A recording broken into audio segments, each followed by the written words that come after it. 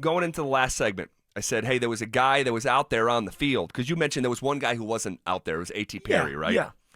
I said there was another guy who was out there, kind of, okay? And we're talking about Courtland Sutton. A lot of people jumped the gun. I was one of them. And when I saw, first we get the news yesterday, Sutton's here. So it's like, perfect, no holdout. Still possibility of a hold in. So when he's fully, suited up, right? And sometimes these guys hold in, they're in their squishy pants or their warm-ups or just chilling, right? Or they don't show up to the football field like Deshaun Watson used to do. And just Deshaun stay inside. was like, hey, I'm going to stay inside. And if you force me to go out, I'm putting jean shorts on. My man had jean shorts on during a practice. That's insane. I still can't believe that. I'm like, what? What's going on? I just still cannot believe that. So Sutton starts going through the warm-up drills. And he looked great. He's flying around. I took a video of him, put it on my Instagram. And Bo and Courtland connecting. It was like, here we go. It was. Here we go. And I put the video on my Instagram, zby23. Hit me up. And it's a public page. You don't even have to follow me, but I would appreciate the follow.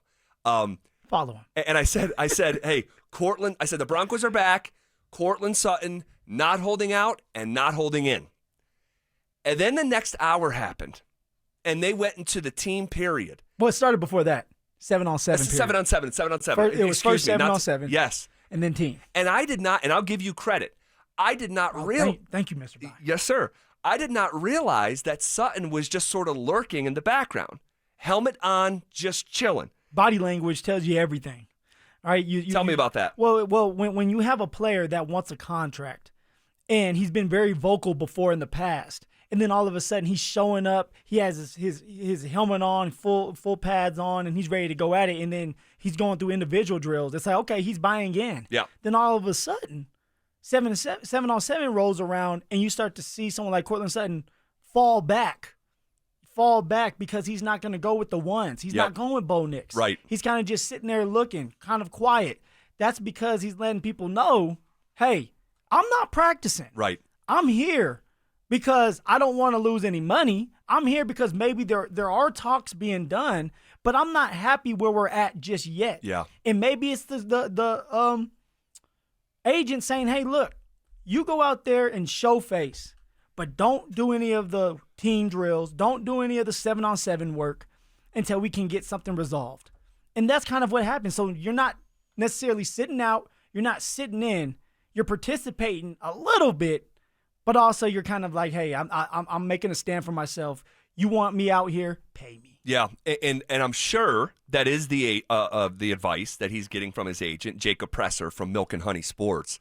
And honestly, if you were in his position, try to put yourself in his position. I've been in that position, Zach. I've been in with Melly Mel. Like, truly. The day that they signed Melly Mel was the day that they ripped up my contract. The contract was almost done. Almost done. All I needed was Elway to sign off on it. I get a call at 1 o'clock in the morning. So I answer the phone. I'm like, either I'm getting traded or we got it done. Mike, my agent, Mike McCartney, hey, Phil, we have an issue. You're not going to like this. They're bringing in Melvin Gordon. I was like, okay, like, of course I don't like it, but what does that have to do with us getting something done? It was going to be like a 3-year deal. What was wrong with that? And it was like, hey, they didn't want to go through with it, and they decided that they wanted to bring Melvin in, and they paid him whatever he was paid. And so now I'm like, okay, Mike, what are we going to do? What are we going to do? Do I show up? Do I sit out? Like I want to get this done. And he's like, let's take it as you got to show up because you don't have the power right now. You don't have the money just sitting there for you. Yeah, you have the stats, but they have all the power on you. Right. And I went into that year, Zach, and I was upset, I was angry, and I was ready to battle. And I clogged my mind because it was all about battling the running backs instead of just getting better. Right. And I ended up having a bad season, an injury-prone season because of that. But also, I'm out there and I'm thinking every time I'm on that football field, I need to make a big play. And I was always upset, and I was mad at the coaches, and I would snip back at the coaches and stuff. And it was just not a good feeling, and you could feel it. And I remember my running back coach, Curtis Markins, coming up to me and saying, hey, at some point you got to get over it. I understand that you're hurting, but you're hurting yourself. And that's when I had to take a step back and say, okay, like I have to just do my part. Now with Court, it's a little different because he does have some money to rely on and lean on if he needs to. Sure. And he also is in a situation where the coaching staff loves him, so maybe he is getting something done. It's just not right now. And so all I said for Court, Zach, is he's going to do something like this until it gets done because he wants to feel respected. That's my take on it. Now, maybe tomorrow it's different. Maybe Courtland's out there running around tomorrow. But if we didn't see it today on a 50-minute practice, right, are we going to see it tomorrow? Probably not. Probably not. And I don't think you start this unless you're going to follow through with it. Because if you don't follow through with it, then you're letting the team kind of win in this sort of battle that's happening. And I'm sure battle's not the right adjective to use, but it's the best I got right now. It's business. It is. It's not personal. It's business. Yes. Literally. Yes. So Sutton was there, but when it came time to go against any defender, anything that wasn't routes on air, Sutton didn't participate. Now, my question is, this was really interesting because one of the first questions that Sean got today was from Mike Kliss, and Sean did not really agree that Sutton didn't do that, wasn't a full participant. So it was Mike saying, and I don't know, I don't think we have the exact exchange, but I have something on the contracts that was part of his answer. I'll play it here in a second. But Mike was like, hey, I noticed Courtland Sutton didn't participate in anything team, and Sean kind of acted confused and was like, No, we're good. You know, we're having healthy conversations, but in terms of like the actual practice, I'm not saying that Sean didn't notice that he wasn't in the team periods. He would have to have noticed, right? Do you think that Courtland just said, you know what, I'm gonna do this. I'm not telling anybody. I'm just gonna do it. Yeah, like it was sort of a surprise. Yeah. And maybe it wasn't communicated like, hey, just a heads up, I'm doing routes on air, but I'm not doing anything else.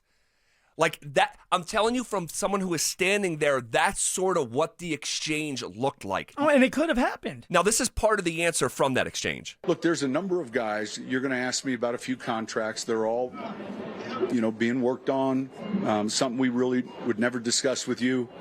And those guys are getting work done. So, there's been good communication, and I'm just going to leave it at that relative to the specific players. So, but right before he said that, it was like it was a point of confusion. It was just a little bit strange. His facial expression was confused. So I'm wondering, could it fall within the realm of possibility? And I literally don't know, so I'm just asking out of curiosity. Could it fall within the realm of possibility that wasn't communicated, that was going to be the approach? But it was planned by Courtland and his agent to do that. Yes. No, it definitely could happen, Zach. Like, the thing about contracts, it gets sticky, and people react and do different things to make a stand for themselves. So maybe Courtland did say, I'm going to be here, and everybody's like, okay, he's telling the truth. He's going to be there. Or now he has his pads on. Now he's running routes. Like, okay, we're fine. And then all of a sudden it's like, hey, I fooled you guys. Like, you guys got to see me, you got me here, but I'm not doing anything else. And now it gives us an opportunity to look at this team without Courtland Sutton being a part of it. Like, you're there, but you're not. And even when Courtland Sutton was there in flesh, he wasn't coaching and teaching some of these players like he usually is. He's kind of sitting behind them, just watching practice with his hands like, I'm bored to be here right now. That's what it felt like to me. And he's showing up because obviously they're having talks. But maybe it's not where they want to be, or Courtland and his party wants it to be. And so until things get cleared up, I believe Courtland's going to continue to do the same thing. And maybe it can lead to, hey, if things don't get better and they start to get worse, now it's like I'm not showing, I'm there. And I'm not even doing individual drills. I'm not doing individual drills. And then I'm not doing individual drills to I'm not stepping foot on that practice field anymore. I'm going to be inside. Something like that could happen if it trends in the wrong direction.